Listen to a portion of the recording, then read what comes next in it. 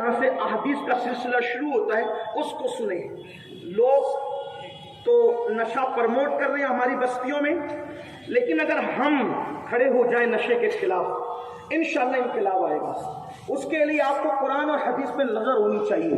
دھیان سے سنیں اور اپنے ذہن کی میموری میں اس کو سیو کر لیں، محفوظ کر لیں، تاکہ آپ اپنے کسی دوست کو بتا سکیں، کسی بھائی کو بتا سکیں، اس کو سمجھا سکیں۔ اللہ کے رسول علیہ السلام نے نشے سے صحابہ کرام کے دل میں اتنی نفرت پیدا کر دی تھی کہ جن پیالوں میں، جن جاموں میں شراب پی جاتی تھی، صحابہ کرام ان جاموں میں، ان پیالوں میں شربت اور دودھ بھی نہیں پیتے تھے، ان کو توڑ دیا تھا کہ اگر ہم اس میں دودھ اور شربت پیئیں گے تو پھر وہی پرانے دن لوگوں کو یاد آئیں گے۔ تو انہوں نے جن برتنوں سے وہ شراب پیتے تھے، وہ برتن بھی حرام ہونے کے بعد توڑ دیا تھا۔ اندازہ فرمائیں، اللہ کے رسول علیہ السلام فرماتے ہیں کہ جس دسترخوان پر شراب ہو، اگر کوئی بندہ، کیا تاکید کے ساتھ بات کی اللہ کے رسول علیہ السلام نے، اللہ کے رسول صلی اللہ علیہ وآلہ وسلم فرماتے ہیں کہ اگر کوئی اللہ اور یوم آخرت پر ایمان رکھتا ہو، یعنی اگر تم مسلمان ہو، کلمہ پڑھے ہو، لا الہ الا اللہ محمد الرسول اللہ، اگر تم نے کلمہ پڑھا ہے، اللہ اور یوم آخرت پہ تم ایمان رکھتے ہو، تو اللہ کے رسول علیہ السلام نے فرمایا جس دسترخوان پہ شراب رکھی ہو، تم اس دسترخوان پر کبھی مت بیٹھنا۔ یعنی تم شراب نہیں پی رہے ہو، شراب تم نہیں پی رہے ہو، دوسرے لوگ پی رہے ہیں، تمہارے دسترخوان والے، بازو والے، ایک ٹیبل سجائے کھانے کا، کچھ لوگ شراب پی رہے ہیں، آپ نہیں پی رہے ہیں۔ اللہ کے رسول علیہ السلام نے فرمایا اگر ایمان تیرے دل میں موجود ہے، اگر تو اللہ رسول پر ایمان لایا ہے، تو جس دسترخوان پہ شراب موجود ہو، تو نے وہ شراب نہیں پینا۔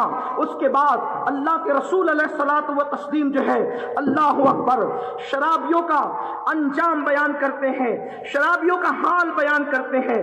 اللہ کے پیارے محبوب مصطفیٰ جان رحمت صلی اللہ تعالی علیہ وآلہ وصحبہ وبارک وسلم ارشاد فرماتے ہیں کہ جب شرابی قیامت کے دن اللہ کی بارگاہ میں حاضر ہوں گے، اس لیے کہ بحیثیت مسلمان ہمارا عقیدہ یہ ہے کہ مرنے کے بعد ہم اٹھائے جائیں گے، ہمیں اپنی قبروں سے اٹھایا جائے گا، اللہ کی عدالت میں پیش ہوں گے۔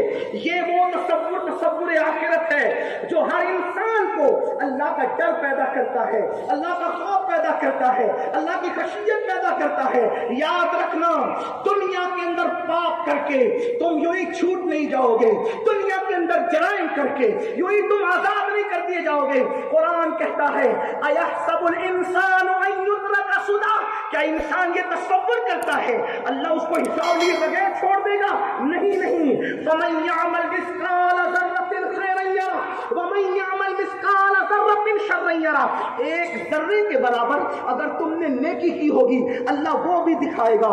ایک ذرے کے برابر تم نے پاپ اور بدی کی ہوگی، اللہ تمہیں وہ بھی دکھائے گا۔ سن لو، رات کی تاریکیوں میں نشہ کرنے والوں، نرم گدوں پہ لیٹ کر گندی فلمیں دیکھنے والوں، گندی فلموں کے اندر ڈوبنے والوں، لوگوں کا پیسہ لے کر ہڑپ کر جانے والوں، سود کے دھندے کرنے والوں، عورتوں پر پاپ کی نظر ڈالنے والوں، دن کان کھول کر کے سن لو، خدا کی عدالت ہوگی۔ اللہ کے رسول علیہ السلام سے پوچھا گیا فَمَن يَعْمَلْ مِثْقَالَ ذَرَّةٍ خَيْرًا يَرَهُ وَمَن يَعْمَلْ مِثْقَالَ ذَرَّةٍ شَرًّا يَرَهُ۔ کیا مطلب ہے اس کا؟ ذرے برابر نیکی کی ہوگی وہ بھی اللہ دکھائے گا، ذرے برابر بدی کی ہوگی اللہ وہ بھی دکھائے گا۔ میرے آقا نے فرمایا اگر تم نے کسی پڑوسی کی دیوار کھرچی ہوگی، تصور آخرت دیکھیں، قیامت کا دن دیکھیں، یہ نہیں کلمہ پڑھ کے صرف جنت میں چلے جاؤ گے۔ اللہ کے رسول فرما رہے، غیب کا نبی صلی اللہ علیہ وآلہ وسلم، تم نے اپنے پڑوسی کی دیوار کھرچی ہوگی تو تمہارے ناخن میں جو مٹی آئے گی، مٹی، وہ مٹی تم نے اس کی دیوار سے کیوں نکالی تھی، اس مٹی کا بھی اللہ تم سے حساب لے گا۔ جب پڑوسی کے دیوار کی مٹی کا بھی اللہ حساب لے گا، تو جو لوگ قرضہ لے کر ہڑپ کر جا رہے ہیں، جو لوگ سود کے دھندے کر رہے ہیں، جو پڑوسی کی عورتوں پر پاپ کی نظر ڈال رہے ہیں، کہاں مٹی کا خرچنا، کہاں کسی کی بہن بیٹی پہ گندی نظر ڈالنا، وہ کیا جواب دے گے خدا کی عدالت میں؟ اور یاد رکھنا حساب آپ کو ڈائریکٹ اللہ کو دینا ہے. اَيَحْسَبُ الْإِنسَانُ أَن يُتْرَكَ سُدًى. مالک یوم الدین ایک مقام پہ فرمایا سورۃ الفاتحہ میں اللہ تم سے حساب لے گا, خدا کی عدالت میں کھڑے رہو گے. مجھے تو یہاں پر ایک بات کرنی ہے, حیرت ہوتی ہے. حضرت عیسیٰ جیسے پیغمبر سے اللہ پورے قیامت میں صرف ایک سوال کرے گا. عیسیٰ پیغمبر سے اللہ ایک سوال کرے گا, صرف ایک سوال. تھوڑا دھیان سے سننا. ایک سوال, اے عیسیٰ کیا آپ نے اپنی قوم سے یہ کہا تھا کہ آپ خدا کے بیٹے ہیں؟ اللہ کے نبی نہیں ہے, خدا کے بیٹے ہیں. حدیث پاک میں آتا ہے کہ جب اللہ پاک حضرت عیسیٰ سے ایک سوال کرے گا, وہ بھی ان کی برات کے لیے, عیسائیوں کے لگائے ہوئے الزام کے خاتمے اور برات کے لیے, اللہ تعالیٰ جب پوچھے گا کہ اے عیسیٰ کیا تم نے قوم کو یہ کہا تھا کہ تم خدا کے بیٹے ہو؟ ایک سوال, صرف ایک سوال.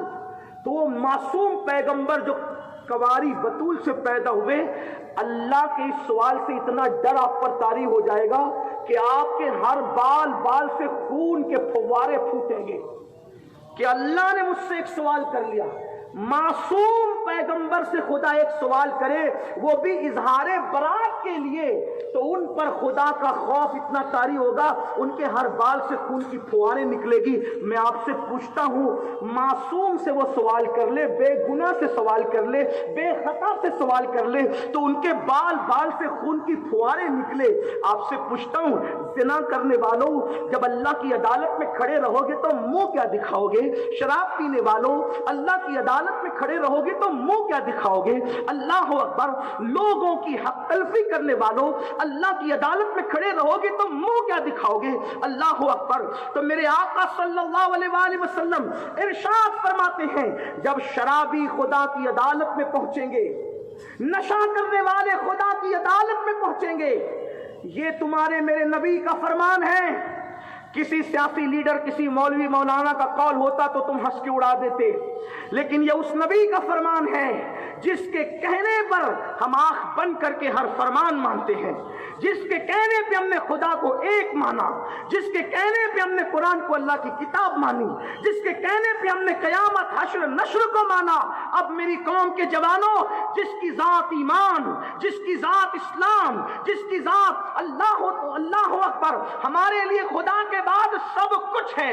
بعد از خدا بزرگ تو ایک قصہ مختصر, اللہ کے بعد سب سے بڑی ہستی جو ہمارے درمیان تشریف لائی محمد الرسول اللہ, وہ ارشاد فرماتے دل کے کانوں سے سن لیں, انجیکشن لے کر نشہ کرنے والے, کتا گولیاں کھا کے نشہ کرنے والے, شراب کے اللہ اکبر جام پی کے نشہ کرنے والے, نشے میں ڈوب جانے والے, اپنے قوم کے لیے, ملک کے لیے, ملت کے لیے ننگو آر بننے والے جوان, اللہ کرے کسی کے کان تک یہ بات پہنچ کے دل میں اتر جائے. اللہ کے رسول علیہ السلام فرماتے ہیں جب نشہ کرنے والے خدا کی عدالت میں آئیں گے, یا تو ان کا چہرہ سور کی طرح ہوگا, یا تو ان کا چہرہ بندر کی طرح ہوگا. یعنی نشہ کرنے والے خدا کی عدالت میں آئیں گے, انسانی شکل میں نہیں آئیں گے, وہ سور اور بندر کی شکل لے کر آئیں گے, خنزیر کی شکل لے کر آئیں گے. ہاں, اگر کسی کو شراب کے زندگی نہیں کرتے تھے, اتنے نیک ہو گئے تھے, اس کے بعد کر لو توبہ. لوگ کہتے ہیں شراب نہیں چھوٹتی, سگریٹ نہیں چھوٹتی, گٹکا نہیں چھوٹتا. میں کہتا ہوں اگر انسان ماں کا دودھ جتنا لذیذ ہے, دنیا کی کوئی غذا اتنی لذیذ نہیں ہے. جب انسان ماں کا دودھ چھوڑ سکتا ہے تو گٹکا کیوں نہیں چھوڑ سکتا, شراب کیوں نہیں چھوڑ سکتا, سگریٹ کیوں نہیں چھوڑ سکتا, حقہ کیوں نہیں چھوڑ سکتا. یہ حقہ, سگریٹ, یہ سب تمہیں نشے کی طرف لے جاتے ہیں, انسٹالمنٹ پر تمہیں تباہ کرتے ہیں. ایک جرمنی کے ڈاکٹر نے آج سے 50 سال پہلے کہا تھا کہ تم دنیا کے آدھے شراب کھانے اور نشہ کھانے بند کر دو, میں آدھے دوا کھانے اور آدھے جرائم پیشے اور آدھی جیلیں بند کرنے کی ضمانت دیتا ہوں. جتنے نشے کھانے, شراب کھانے جتنے زیادہ بند ہوں گے, اتنی جیلوں کی ضرورت کم پڑے گی. اتنے دواخانوں کی ضرورت کم پڑے گی. لوگ کہتے ہیں آج صحت اچھی نہیں ہوتی. میں کہتا ہوں کل تو لوگ دریا کا پانی پیتے تھے ڈائریکٹ لے کر, آج تو تم فلٹر پانی پی رہے ہو, پھر صحت اچھی کیوں نہیں ہے؟ تو تم پانی فلٹر لے رہے ہو نا, لیکن وہ نشہ تو کر رہے ہو. اور ایک بات اور وضاحت کے طور پہ کہہ دوں ورنہ ذہن سے نہ نکل جائے, جو کتا گولی کھاتے سے وہ نشہ نہیں کرتے, جو کھانسی کا سرپ پیتے ہیں پوری پوری بوتلیں سے وہ نشہ نہیں کرتے, بلکہ حیا کے پردے میں مجبوراً کہہ رہا ہوں, کہنا نہیں چاہتا تھا لیکن بات ہے کہوں گا تاکہ اللہ کسی کا بھلا کر دے. حاجی نمازی لوگ بھی لاشعوری طور پہ نشہ کر رہے ہیں, وہ اس طرح سے کہ ہر مرد کی تمنا ہوتی ہے کہ وہ مردانہ طاقت کے اعتبار سے مضبوط ہو, اور اس میں جو دوائیں بنتی ہے 90% دواؤں کے اندر نشیلی چیزوں کی شمولیت ہوتی ہے. اس لیے کہ میں بھی حکیموں کا صحبت یافتہ ان کی جوتی سیدھی کرنے والا ہوں. 90% جو حکیم لوگ دوائیں بناتے ہیں, چاہے وہ مجھے گالی دے رہے ہوں گے یا برا مانو, لیکن میں بات کو کھول دینا چاہتا ہوں. 10% دوائیں ایسی ہوگی امساک کی جس میں نشاور چیزیں نہ ہو. 90% میں افیون کی ملاوٹ ہوتی, افیم ملا ہوتا ہے. آپ تو سوچ رہے ہیں کہ آپ کوئی طاقتور چیز کھا رہے ہیں, لیکن لاشعوری طور پر تم نشے کی عادی ہو رہے ہو. تم تو کتا گولی کھانے والے کو نفرت کی نظر سے دیکھ رہے, لیکن تم خود بھی تو نشے میں ہو. اس لیے اگر کوئی ایسی دوا لیتے ہیں تو اس سے پہلے آپ اچھی سے تحقیق کر لیں کہ کہیں لاشعوری طور پہ آپ بھی تو نشے کے لیے نہیں جا رہے ہیں. اور یاد رکھیے گا, اچھی طرح یاد رکھیے گا, کوئی دوا کے طور پہ بھی نشہ کرے گا تو اس کے لیے وہی عذاب ہے جو اوروں کے لیے عذاب ہے. اس لیے نشے کو دوا کے طور پہ بھی استعمال کرنے کی اجازت نہیں ہے. تو میں عرض یہ کر رہا تھا کہ اگر کوئی نشہ کرتا ہے کیا کریں, سمجھائیں. پہلا اسٹیپ سمجھانے کا ہے, پہلے اس کو سمجھائیں. انسٹالمنٹ پہ تباہ ہو رہے ہو, برباد ہو رہے ہو, آخرت تباہ ہو رہی ہے, نہیں مانتا, سختی کرے, دھمکی دیں, ہم تیرے ساتھ نہیں رہیں گے, تجھے معاشرے میں رہنے نہیں دیں گے, سوشل بائیکاٹ کریں گے. سدھر جائے تو ٹھیک ہے, اگر نہیں سدھرے تیسرا اسٹیپ یہ ہوگا ہم اس کا بائیکاٹ کریں. یہ میں نہیں کروں, اللہ کے رسول نے فرمایا. حدیث سن لیں, بات مکمل ہوتی ہے. اس حدیث کی راوی ام المومنین سیدہ عائشہ صدیقہ ہے. دیکھو یہ سوشل بائیکاٹ شوق نہیں ہے, بلکہ سوشل بائیکاٹ کی وجہ سے کسی کو سدھارنا مقصد ہے. وہ حدیث سنیں جو میں اب پڑھ رہا ہوں, کیونکہ ہم حدیث کے قرآن کے پابند ہیں. ام المومنین یہ رسول اللہ کی ازواج پاک میں سب سے چہیتی بیوی ہیں. 1/3 دین ان کے ذریعے سے ہمیں ملا ہے. وہ ام المومنین سیدہ عائشہ فرماتی ہیں کہ اللہ کے رسول علیہ السلام نے فرمایا, توجہ کریں, آقا کیا فرما رہے, دھیان سے, ادھر ادھر نہ دیکھیں, بات نہ کریں, اس طرف توجہ کریں. یہ اینڈ ہو رہی ہے گفتگو کا خلاصہ ہے. اللہ کے رسول علیہ السلام نے فرمایا کیا, نشہ کرنے والا اگر بیمار پڑے اس کو دیکھنے مت جاؤ, اگر وہ مر جائے اس کے جنازے میں شرکت نہ کرو, اگر اس کو بھوک لگے, نشہ کرنے والے کو بھوک لگے, وہ کھانا مانگے, اس کو کھانا نہ کھلاؤ. اب میرے نبی کا فرمان سنو, کیوں نشے والے کو کھانا نہیں دو گے؟ جب وہ تڑپے گا, بے چین ہوگا تو سدھرے گا, ورنہ کھانا تمہارے پیسوں سے کھائے گا, نشہ اپنے پیسے سے کرے. اور نشہ ہی ہے جو چوری پر, ڈکیتی پر اکساتا ہے. نشہ ام الخبائث ہے, اس کو یہ سارے جرائم کی جڑ ہے. زنا اسی سے بڑھ رہا ہے, قتل کی واردات اسی سے بڑھ رہی ہے, خودکشی کی واردات اسی سے بڑھ رہی ہے. یعنی نشے پہ کنٹرول اگر ہم نے کر لیا تو ہم اپنے شہر کو بہت بڑے جرائم سے پر روک سکتے ہیں اور کنٹرول کر سکتے ہیں. تو ام المومنین فرماتی, اللہ کے رسول نے فرمایا جس نے نشہ کرنے والے کو ایک لقمہ کھلایا, ایک لقمہ, اللہ کے رسول فرما رہے ہیں نشہ کرنے والے کو جس نے ایک لقمہ کھلایا, اللہ قیامت کے دن اس کے جسم پر سانپ اور بچھو مسلط کرے گا. نشہ کرنے والا قرض مانگنے آئے, قرضہ مت دینا اس کو, اللہ کے رسول فرما رہے. یہ تیسرا اسٹیپ ہے, لیکن پہلے سمجھاؤ, پھر دھمکی دو, کہ ایسا کریں گے تیرے ساتھ، اگر نہیں مانتا عادی ہو گیا تو پھر یہ کرنا ہے. کیا کرنا ہے؟ آقا فرماتے ہیں نشہ کرنے والے کو قرض مت دو. جو نشہ کرنے والے کو قرض دے گا گویا اس نے کسی مسلمان کو قتل کرنے پر مدد کی. یعنی کسی مسلمان کو قتل کرنے پہ مدد کرنے کا جو جرم ہے وہی نشہ کرنے والے کو قرض دینے کا جرم ہے. اس کو قرضہ نہیں دینا آپ نے. اگر اس کو کوئی حاجت ہو اس کی حاجت پوری نہ کرو. اللہ کے رسول علیہ السلام فرماتے ہیں جس نے نشہ کرنے والے کی حاجت پوری کی گویا اس نے اسلام کو ڈھانے میں مدد کی. اور پھر فرمایا جب نشہ کرنے والا تمہاری محفل میں آئے اور تمہیں پتا ہو کہ یہ نشہ کرتا ہے اس کو بیٹھنے مت دو, اس کو عزت سے نہ بٹھاؤ, اس کے لیے جگہ مت کشادہ کرو, اس کو مت بیٹھنے دو. بلکہ یہاں تک فرمایا جو لوگ نشہ کرنے والوں کی صحبت میں دنیا میں بیٹھیں گے اللہ تبارک و تعالیٰ ان پر لعنت نازل فرمائے گا. ان کی صحبت میں بھی مت بیٹھو, نشہ کرنے والوں کے ساتھ مت بیٹھو, ساتھ مت اٹھو. لیکن یہ کون سی منزل ہے؟ یہ آخری منزل ہے. اب میں نشہ کرنے والے بھائیوں کو کہتا ہوں میرے بھائیوں آپ کا سوشل بائیکاٹ یہ آخری راستے ہمارے لیے, لیکن پہلے ہم آپ کو سمجھا رہے ہیں خدا کے لیے میرے بھائی مرے گا, جلدی مرے گا, سسک کے مرے گا, تباہ ہو کے مرے گا.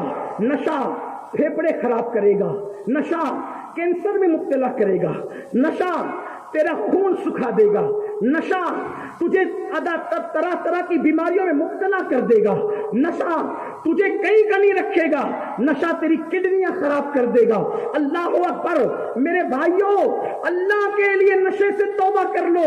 ایک تو تم بیمار پڑو گے, سسک کے مرو گے, اور دوسرا کم از کم اپنے بچوں کی طرف دیکھو, کم سے کم اپنی ماں کی طرف دیکھو, کم سے کم اپنی بہن کی طرف دیکھو.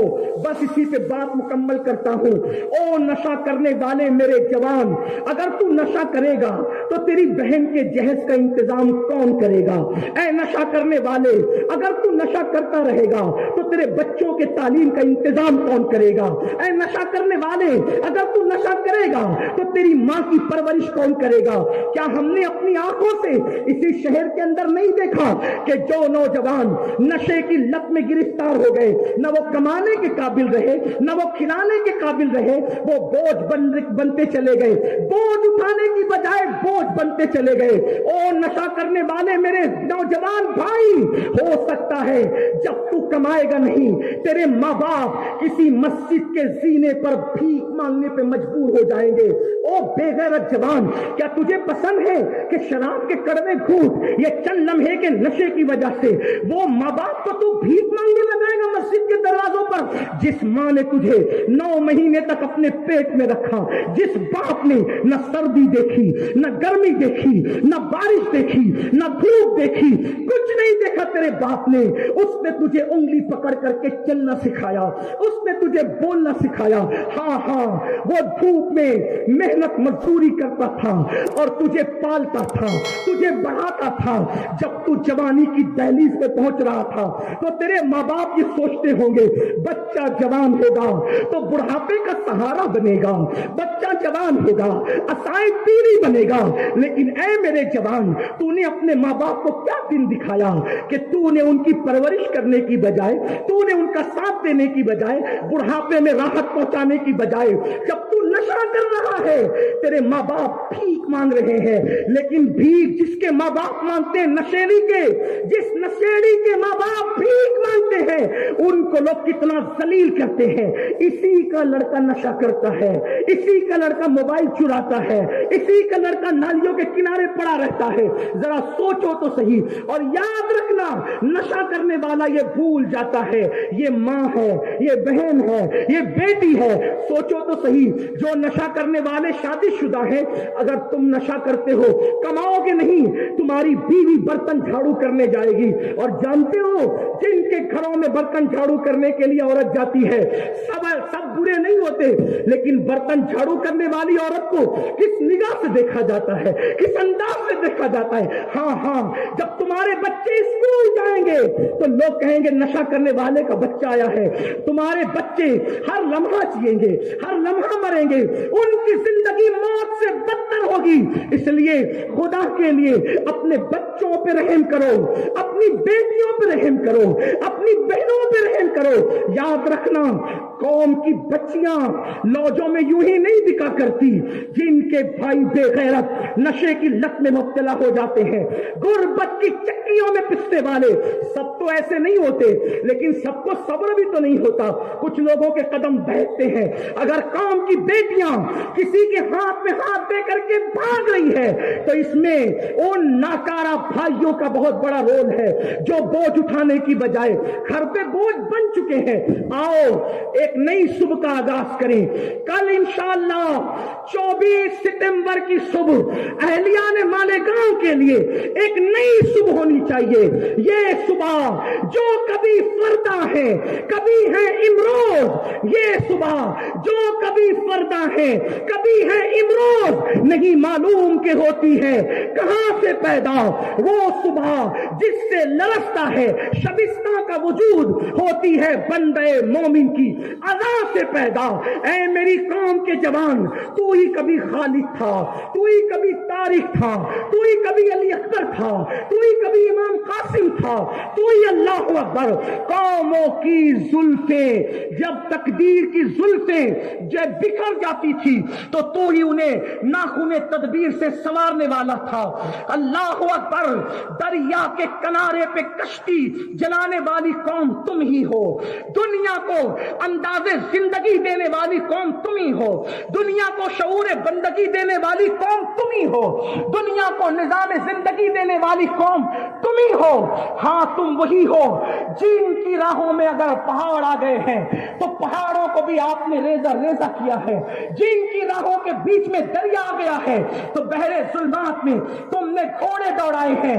اپنے ماضی کو دیکھو اور اپنے ماضی کو دیکھ کر حال کو درست کر کے اپنے مستقبل کی جو ہے وہ عمارت کو درست کرو. آپ وہی ہو. آپ گانجا پینے والی قوم نہیں, آپ شراب پینے والی قوم نہیں, آپ بوجھ بننے والی قوم نہیں, آپ بیٹی اور بیوی کی آبرو کو کھلواڑ کرنے والی قوم نہیں, آپ خودکشی کرنے والی قوم نہیں. مسلمانوں تم خودکشی کرنے نہیں آئے ہو, تم لوگوں کو زندگی دینے آئے ہو. تم موت کے بھکاری نہیں بلکہ تم زندگی کے سوداگر ہو. آؤ ایک نئی صبح کا آغاز کریں اور ایک دوسرے کو سہارا دیں. میں کہتا ہوں اگر کوئی خودکشی کرنے کے لیے جا رہا ہے تو لوگ مرنے کے بعد ہمدردی کرنے کی بجائے اس سے لوگ جیتے جی ہمدردی کریں. کسی مفکر نے کہا تھا مرنے کے بعد تو سبھی کاندھا دیتے ہیں, زندگی میں کسی کو کاندھا دے دو تاکہ وہ خودکشی نہ کرے, تاکہ وہ تباہ نہ ہو, تاکہ وہ برباد نہ ہو. آؤ ہم وہ قوم ہے دیتانے کبھی یورپ کے کلیساؤں میں اور افریقہ کے تپتے ہوئے صحراؤں میں دشت تو دشت ہے, دریا بھی نہ چھوڑے ہم نے, بحر ظلمات میں دوڑا دیے گھوڑے ہم نے. آؤ اپنے ماضی کو دیکھو, مستقبل کو بہتر کرو. گانے نہیں سننا, گندی فلمیں نہیں دیکھنا, عورتوں پہ پاک کی نظر نہیں ڈالنا. ایک سچے مسلمان کی ایسے زندگی گزارے. آپ کہتے ہیں مولانا ٹینشن بہت ہے. میں کہتا ہوں ٹینشن کا علاج جتنا خوبصورت اسلام نے دیا ہے اس سے بہتر کسی کے پاس نہیں ہے. قرآن کہتا ہے الا بذکر اللہ تطمئن القلوب, آگاہ ہو جاؤ, اللہ کے ذکر سے دلوں کو سکون ملتا ہے. جب ٹینشن ہو جائے وضو کر لیا کرو, اللہ کا ذکر کیا کرو, درود شریف پڑھا کرو, سب ٹینشن دور ہو جائیں گے. اور ایک بات, کتنی بڑی مصیبت آئے, یاد رکھنا کتنی بڑی مصیبت آئے, ایک بات ہمیشہ سوچنا, مصیبت بڑی نہیں ہے, اللہ بڑا ہے. کوئی مصیبت بڑی نہیں ہے, مصیبت بڑی نہیں, اللہ بڑا ہے. اپنے کام اللہ کو سونپ دو, اس پہ بھروسہ کرو, اس پہ توکل کرو. جو آدم کو بن ماں باپ کے پیدا کر سکتا ہے وہ ہماری مشکلیں دور نہیں کر سکتا. جو خیبر کا قلعہ کسی کو ایک ہاتھ سے دروازہ اکھاڑنے کی طاقت دے سکتا ہے اور وہ کسی کون ہے؟ وہی خاتم الولایت ہمارا مولا علی ہے جس نے 40 من کے دروازے کو اپنے دوسرے ہاتھ سے اکھاڑ کر کے ڈھال بنایا اور دنیا کو بتا دیا اگر اللہ نہ چاہے تو آدمی تن کا نہیں ہٹا سکتا، اور اگر خدا چاہے تو علی 40 من کا دروازہ اکیلے اکھاڑ کر کے اس کو ڈھال بنا سکتا ہے۔ مصیبت بڑی نہیں ہے، اللہ بڑا ہے، اس پہ اپنا بھروسہ رکھو، اسے کام سونپو۔ ایک غالب نے کہا تھا، بہت خوبصورت بات کہی تھی۔ وہ غالب کہتے ہیں کہ رنج سے خوگر ہوا، رنج سے خوگر ہوا، رنج سے خوگر ہوا تو گھٹ جاتا ہے غم، مشکلیں مجھ پر پڑی اتنی کہ آساں ہو گئی۔ رنج سے خوگر ہوا تو مٹ جاتا ہے غم، مشکلیں مجھ پر پڑی اتنی کہ آساں ہو گئی۔ اور اقبال کہتے ہیں، چلا جاتا ہوں ہنستا کھیلتا موجے حوادث سے، چلا جاتا ہوں ہنستا کھیلتا موجے حوادث سے، اگر آسانیاں ہو زندگی دشوار ہو جائے، اور نشے من پر نشے من اس قدر تعمیر کرتا جا کہ بجلی گرتے گرتے آپ خود بیزار ہو جائے۔ اپنا نشے من اتنا مضبوط بنا لو کہ بجلیاں گرتی رہے اور خود بیزار ہو جائے، لیکن آپ کا نشے من کوئی جلا نہ سکے، اس لیے کہ جس کے نشے من پر خدا و رسول کی مدد ہوگی اس کو کون جلا سکتا ہے، اس کو کون رسوا کر سکتا ہے۔ اور میرے نبی نے فرمایا، لا تحزن ان اللہ معنا، غم نہ کر، اللہ ہمارے ساتھ ہے۔ اگر تو کلمہ پڑھ رہا ہے تو نبی کہہ رہے اللہ ہمارے ساتھ ہے۔ روزی کا ٹینشن ہو چنا بیچ لو، روزی کا ٹینشن ہو چھوٹا موٹا کام کر لو، دیکھو محنت کرنے میں مت شرماؤ۔ جب ہمارے نبی شام کی منڈی میں کھڑے ہو کر سامان بیچ سکتے ہیں تو ہمیں مالیگاؤں کے بازار میں کھڑے ہو کے سبزی بیچنے میں کون سی شرم ہے؟ چور مت بنو، تاجر بنو، بوجھ مت بنو، بوجھ اٹھانے والے بنو۔ ہمارے یہاں تو نفل نماز سے افضل روزی کمانا ہے۔ آج کل کچھ لوگ سمجھتے ہیں کہ بس مسجد میں پڑے ہی رہو یہی ہے دین، نہیں۔ فاروق اعظم نے اپنے دور میں دیکھا، ایک جوان مسجد میں پڑا رہتا تھا، اس سے پوچھا تو مسجد میں پڑا رہتا ہے، تیرا گھر کیسے چلتا ہے؟ کیونکہ مسجد تو پڑے رہنے کی جگہ نہیں ہے نا، قوموا للہ قانتین، مسجد تو کھڑے رہنے کی جگہ ہے۔ قرآن کرے قوموا للہ قانتین، ادب کے ساتھ کھڑے ہو جاؤ عبادت کے لیے۔ مسجد پڑے رہنے کی نہیں، کھڑے رہنے کی جگہ ہے، اور وہ بھی ادب کے ساتھ۔ تو فاروق اعظم نے پوچھا کہ تو مسجد میں پڑا رہتا ہے، تیرے گھر کا کام کاج کیسے چلتا ہے؟ اس نے کہا میرا بھائی سب کچھ کرتا ہے۔ تو تیرا بھائی کیا کرتا ہے؟ کہا وہ بس نماز پڑھنے آتا ہے، فرض و واجب پڑھ کے چلا جاتا ہے، کام کرتا ہے، اور میں رات دن مسجد میں عبادت کرتا ہوں۔ تو فرمایا تجھ سے بہتر تیرا بھائی ہے، تجھ سے بہتر تیرا بھائی ہے، کیونکہ تو بوجھ ہے اور وہ بوجھ اٹھانے والا ہے۔ بوجھ مت بنو۔ میں بس بات ختم کرنے لگا تھا، ایک بات کہتا ہوں، آپ کہتے ہو نا لوگ ہمیں مار رہے ہیں، لوگ ہمیں کاٹ رہے ہیں، لوگ ہمیں ظلم کر رہے ہیں، زیادتی کریں۔ میں نے کہا جو قوم بوجھ بنتی ہے وہ ماری جاتی ہے۔ بوجھ مت بنو، ضرورت بنو۔ لوگوں پہ بوجھ کسی پہ بھی، نہ گھر والوں پہ، نہ بھائیوں پہ، نہ بچوں پہ، بوجھ مت بنو، سب کی ضرورت بنو۔ بوجھ مارا ہی جاتا ہے اور ضرورت پالی جاتی ہے۔ اس کو دو جملوں میں بس سمجھ لو، بات سمجھ میں آئے گی، گھر جا کے سوچنا اس پر۔ دیکھو مکھی دو قسم کی ہوتی ہے، ایک محلے کی مکھی، ایک شہد کی مکھی۔ ٹھیک، محلے کی مکھی کو آپ مارتے ہیں، کیوں؟ تمہارے کھانے پہ بیٹھتی ہے، کھا لیتی ہے، مٹھائی پہ بیٹھتی ہے، گندا کر دیتی ہے، بیماری پھیلاتی، یہ ہے محلے کی مکھی، ماری جا رہی ہے، بہت ماری جا رہی ہے۔ اور ایک ہے شہد کی مکھی، وہ فارم بنا کر پالی جا رہی ہے۔ دونوں مکھی، دونوں کے پیر، دونوں کے پر، دونوں کی برادری ایک، الگ الگ برادری نہیں ہے، دونوں مکھی ہے۔ بلکہ یہ محلے کی مکھی تو بڑی بھولی بھالی ہے، کاٹتی نہیں ہے۔ شہد کی مکھی تو دہشت گرد ہے، ایسا ڈنک مارتی ہے کہ ڈنک چھوڑ کے جاتی ہے۔ اس کی دہشت گردی کے بعد بھی اس کو لوگ پال رہے ہیں فارم ڈال ڈال کے۔ تو ہم نے پوچھا لوگوں یہ بھولی بھالی کو مارتے ہو، اس دہشت گرد کو پالتے ہو؟ تو لوگ بتائیں گے یہ ہم پہ بوجھ ہے، وہ ہماری ضرورت ہے، کیونکہ یہ ہمارا کھا جاتی ہے، وہ ہمیں کھلاتی ہے۔ مطلب شہد کی مکھی ہمیں شہد فراہم کرتی ہے۔ تو لوگوں کا کھانے والے مت بنو، لوگوں کو کھلانے والے بنو، لوگوں پہ بوجھ مت بنو، لوگوں کا بوجھ اٹھانے والے بنو۔ ضرورت بن جاؤ لوگوں کی، شہد کی مکھی اور اس مکھی میں فرق کیا ہے؟ یہ جو محلے کی مکھی گندگی پہ بیٹھتی ہے، شہد کی مکھی گندگی پہ نہیں، پھولوں پہ بیٹھتی ہے، پھلوں پہ بیٹھتی ہے۔ پتا چلا گناہ کی گندگی پہ بیٹھنا بند کر دو اور نیکی کے پھل اور پھولوں پہ بیٹھنا شروع کر دو، لوگ تمہارے محتاج ہو جائیں گے۔ آئیے کل کی صبح کا آغاز کریں، جو لوگ تو توبہ کریں، استغفار کریں، اور آج سے پہلے کوئی گناہ ہوا اللہ سے معافی مانگے۔ اور ہمارے یہاں تو معافی مانگنے کا طریقہ آسان ہے، استغفار پڑھے، کلمہ شریف پڑھے، گناہوں سے ایسے پاک ہو جاتے ہیں جیسے ابھی ماں کے پیٹ سے پیدا ہوئے۔ اس لیے توبہ کریں، استغفار کریں، اور چند اعلانات ہیں وہ سن لیں۔ آج یہ تحریک جو شروع ہوئی نشے کے خلاف، یہ بند نہیں ہوگی، اور صرف نشے کے خلاف نہیں، خودکشی کے خلاف، لڑکیوں کو بھگانے کے خلاف، وغیرہ وغیرہ۔ ہم نے اس کے لیے ایک پلان بنایا ہے سنی دعوت اسلامی نے۔ نمبر 1، روزانہ سنی دعوت اسلامی کے مرکز جامع مسجد یا رسول اللہ میں عشاء کے بعد 1 گھنٹے کے لیے ہمارے ساتھی جن کو اللہ تعالیٰ نے بڑا شعور اور بڑی صلاحیت دی، وہ نشہ کرنے والے جوانوں کی کونسلنگ کریں گے۔ اگر کوئی نشہ کرتا ہے، میں نہیں مانتا، آپ اس کو مرکز لے آئیں۔ روزانہ عشاء کے بعد 1 گھنٹے کی محفل ہوگی۔ ہر ایک بندے کو ہمارا ایک بندہ اکیلے سمجھائے گا، سب کے ساتھ نہیں، تاکہ پردہ بھی رہے۔ ہم کسی کو بے پردہ نہیں کرنا چاہتے۔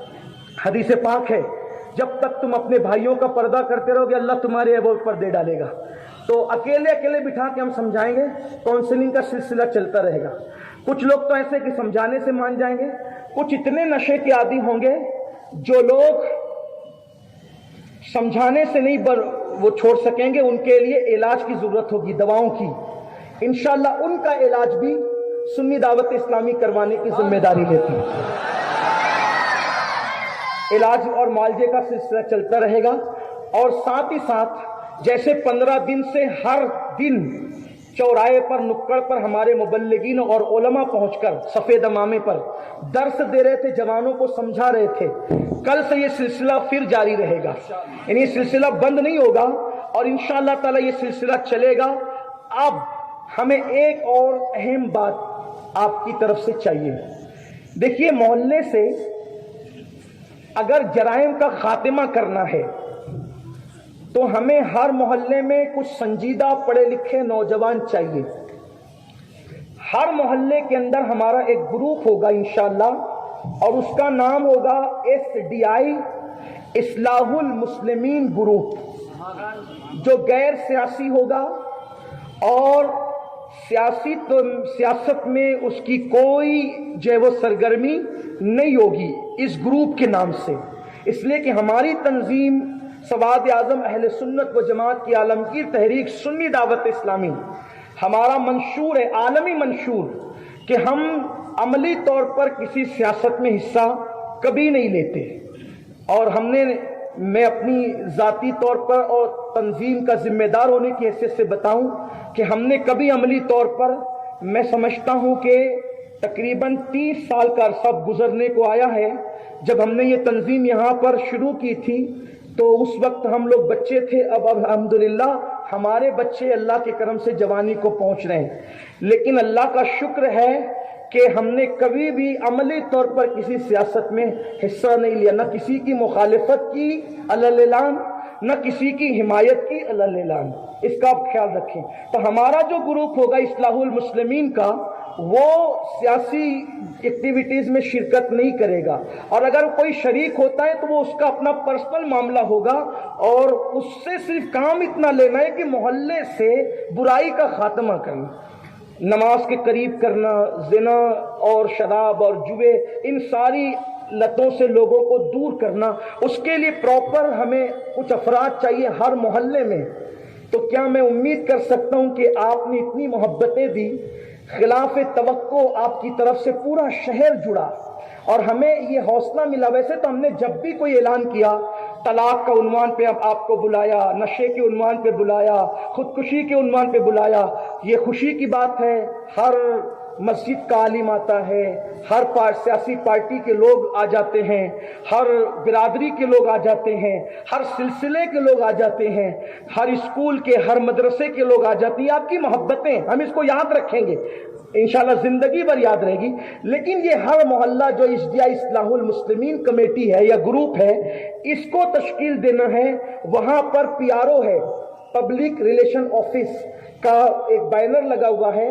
تو جو نوجوان ہماری اس تنظیم سے جڑنا چاہتے ہیں وہ اپنا نام، موبائل نمبر اور اپنا محلہ وہاں پر لکھا دیں، اور لکھانے کے بعد جائیں. بہت جلد انشاءاللہ ہم آپ سے، ابھی تو یہ عوامی جلسہ ہو گیا، اور انشاءاللہ تبارک و تعالی یہ تنظیم کے لوگوں سے جلد ایک میٹنگ کی جائے گی، اور ایک لاہ عمل جو تیار ہو چکا ہے اس کے نفاذ کے لیے پھر کوشش ہوگی. میں آپ سے پوچھنا چاہتا ہوں 2 باتیں.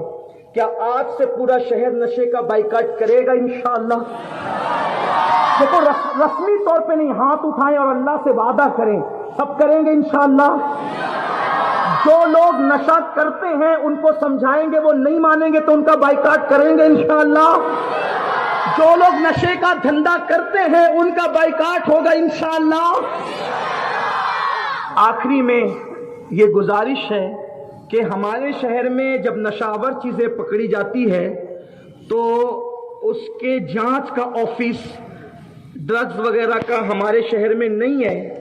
پولیس انتظامیہ نے ہمارا بڑا تعاون کیا، بڑی محبتیں دی ہمیشہ کی طرح. اب بھی ہم شہر کے SP صاحب اور ذمہ داروں سے گزارش کرتے ہیں کہ جانچ کا آفس، جیسے کہ سارے آفیسز ہمارے یہاں پر موجود ہیں، تو وہ آفس بھی ہمارے یہاں پر ہونا چاہیے. اور دوسری بات، پولیس اگر تھوڑی سی سختی بڑھا دے اس معاملے پر، حالانکہ وہ لوگ اپنا کام کرتے ہیں، ہمیں اس میں کوئی انٹرفیئر نہیں کرنا، نہ کچھ کہنا اس پر، کوئی کرٹیسائز نہیں کرنا. آپ اپنا کام کر رہے ہیں، اچھے سے کر رہے ہیں، لیکن تھوڑی سی گزارش یہ ہے کہ اگر آپ تھوڑی سختی اور بڑھا دیتے ہیں، اور آپ کسی کی رعایت تو کرتے بھی نہیں ہیں، مزید اگر نہیں کرتے ہیں، صرف یہ سوچ کر کہ جو محلے کا بچہ نشے میں مبتلا ہو رہا ہے، پولیس والے میرے بھائی سمجھے کہ یہ بچہ میرا بچہ ہے، میری قوم کا بچہ ہے، میرے ملک کا بچہ ہے. یہی ہو سکتا ہے، نشہ کر کے یہ قوم کو تباہ بھی کر سکتا ہے، اور نشے سے بچ کر یہ اپنے زمانے کا اشفاق اللہ خان بھی بن سکتا ہے. ایسا بھی ہو سکتا ہے. تو امید ہے ہمارے پولیس آفیسر اس پر توجہ کریں گے اور سختی سے کام لیں گے، رعایت نہیں کریں گے انشاءاللہ. جیسا کہ وہ نہیں کر رہے ہیں رعایت، آگے بھی وہ نہیں کریں گے، مزید سخت کر دیں گے. اللہ تعالیٰ اس محفل کو قبول کرے. میں پھر آخری میں جتنے لوگ آئے ہیں عوامی سطح پر، سیاسی، سماجی، پولیس ڈپارٹمنٹ، میں خود سنی دعوت اسلامی کی جانب سے علماء، مشائخ، تمام اسکول، کالجز اور سب ذمہ داروں کا شکریہ ادا کرتا ہوں. اللہ تعالیٰ آپ سب کو جزائے خیر عطا فرمائے، اور خاص طور پہ میڈیا کے لوگوں کا، انہوں نے بہت اس پر ہمارا ساتھ دیا. اللہ ان سب کو جزائے خیر دے. ابھی آپ نہ جائیں، ابھی 2 شعر صلاۃ السلام کی آپ پڑھ لیں، نبی پاک کی بارگاہ میں، نبی رحمت کی بارگاہ میں سلام کی نظر پیش کر لیں، کیونکہ اگر ایک بار بھی انہوں نے جواب دیا تو ہمارا آپ کا بیڑا پار ہو جائے گا.